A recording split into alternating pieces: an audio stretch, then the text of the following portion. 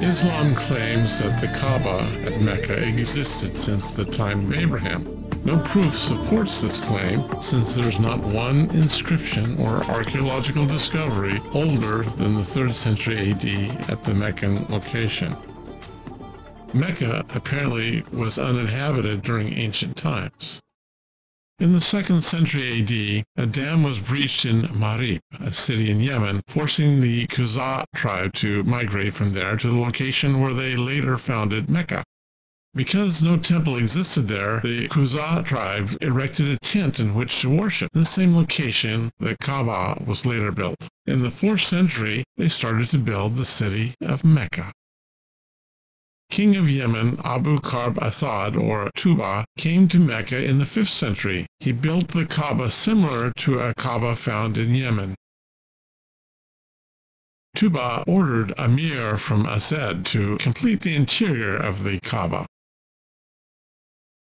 Abu Karb Asad covered the Kaaba with a curtain, or kiswa, which was the second most important step after building the temple itself.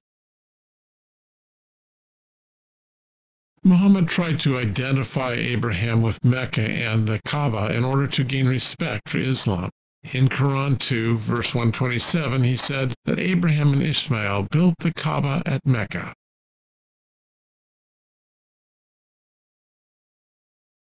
Up to Muhammad's time, Mecca had never been recorded in any ancient history. The following prominent Roman and Greek geographers and historians visited and explored the Arabian Peninsula, yet they never mentioned Mecca or the Kaaba even once. Herodotus, 450–420 BC, wrote about Arabian cities.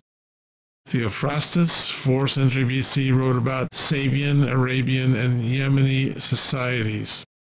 Eratosthenes, 3rd century BC, wrote about locations along the Arabian side of the Red Sea and about Arabian societies. Agatharchides, 2nd BC, wrote about Arabian cities and temples along the Red Sea. Strabo, 1st century BC, wrote about Arabian tribes and cities in central and western Arabia and about locations along the Red Sea.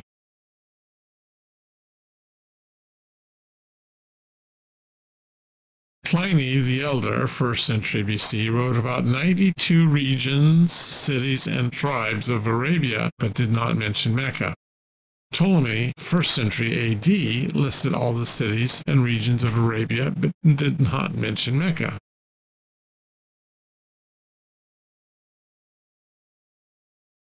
Muslims claim that the city of Makaraba, mentioned in Ptolemy's geography, was actually Mecca. But Makaraba could not be Mecca, since Ptolemy wrote that Makaraba was the 6th city south of Yathrib and further south than Karna, the capital city of Ma'in, a kingdom in Yemen. No trace of pre-Islamic Mecca can be found, neither in archaeology nor in inscriptions, scrolls, and reliefs from the ancient empires that conquered Arabia. The Roman Empire attacked western Arabia along the Red Sea in 23 BC. The Assyrian Empire conquered northern Arabia in the 8th and 7th centuries BC.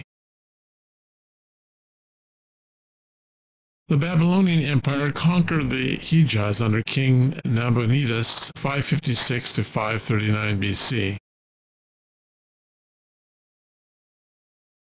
The Persian Empire conquered northern Arabia during the Achaemenid era, 6th century BC. No ancient city or country in Middle East failed to leave remnants of inscriptions, buildings, or archaeological objects. For instance, remnants of Dedan, northern Arabia, the 9th century BC. Remnants of Khaybar, western Arabia, in the 8th century BC. And then remnants of Tema, northern Arabia, 1st century BC.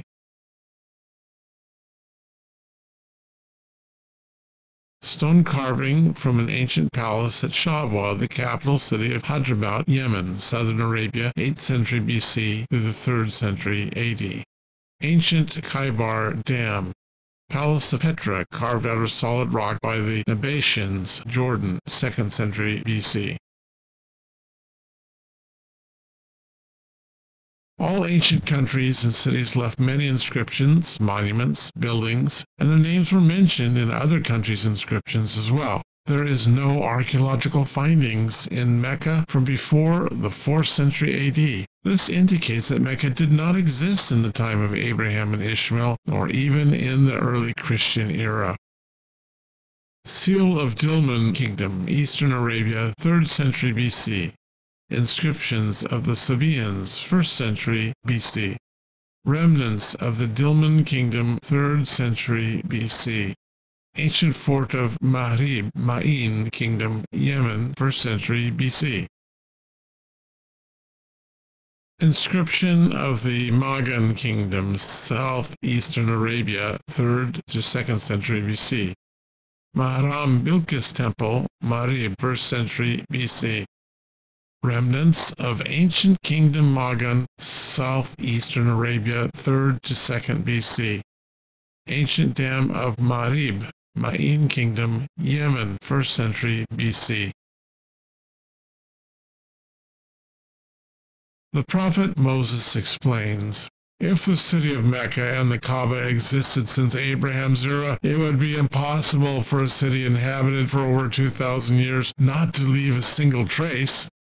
Archaeological findings from the ancient Middle East are abundant since the area is so arid. Nature does not destroy historical monuments or objects as quickly as elsewhere. Thus, an examination by Muslims of the purported historical information in the Koran is long overdue.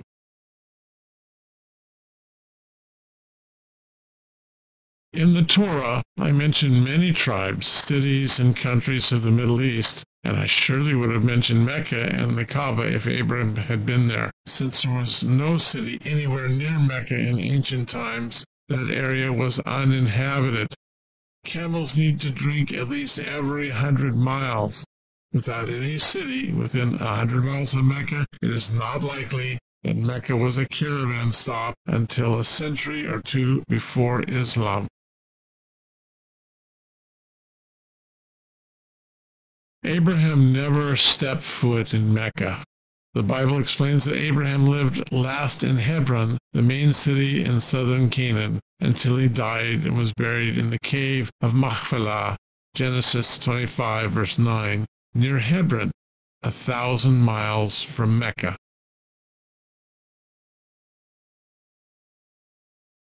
Abraham said, I came from Ur, a major city in Mesopotamia, and I stayed last in Hebron, in southern Canaan. I and my family went to Egypt only to avoid a famine in Canaan, Genesis 12, verses 10 through 20. And then we returned to Hebron.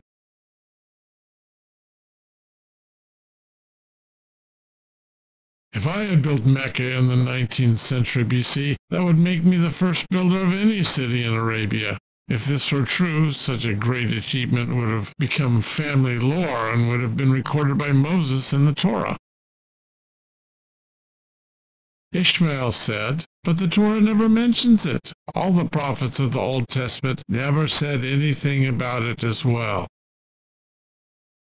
Hagar said, after Abraham ordered me and Ishmael to leave, we drank from a well at Beersheba, Genesis 21, verses 14 through 21, not from the Zamzam well at Mecca, which is 1,000 miles south of Beersheba. It would take months to walk from Hebron to Mecca, and it would be impossible for us to cross the desert.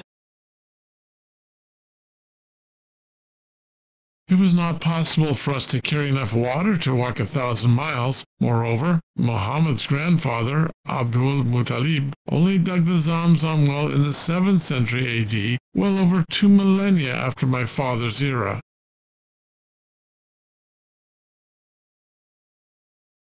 I continuously stayed in the Paran Desert, Genesis 21, verse 21, near Hebron, south of Canaan. When my father passed away, I immediately attended his funeral at Machpelah Cave near Hebron, Genesis 25, verse 9. I couldn't do that if I lived in Mecca, 1,000 miles away from Hebron. Hebrew tradition and the weather conditions of Canaan obligated the family to bury Abraham's body the same day he died. I am not of Arab descent. Genesis 25, verses 12 through 18. The tribes descended from me still live in Canaan and Sinai until the 10th century BC. Then they dispersed, and there's no record of them after the 7th century BC. Without doubt, any genealogy connecting Muhammad to me is contrived. In the 5th century AD, Qusay ibn Kilab, 8th in the line of descent to Muhammad, gathered allies from various Yemen families and established the Quraysh tribe, which is Muhammad's tribe. This tribe migrated to Mecca in the 5th century. Mecca had already been built by the Qusay tribe in the 4th century. Let's go to Mecca. Muhammad denied being the descendant of Abraham or Ishmael. I only know 17 generations of ancestors, that is, up to Al-Datar bin Kanana. Anyone who says more than that or adds further to that must be lying.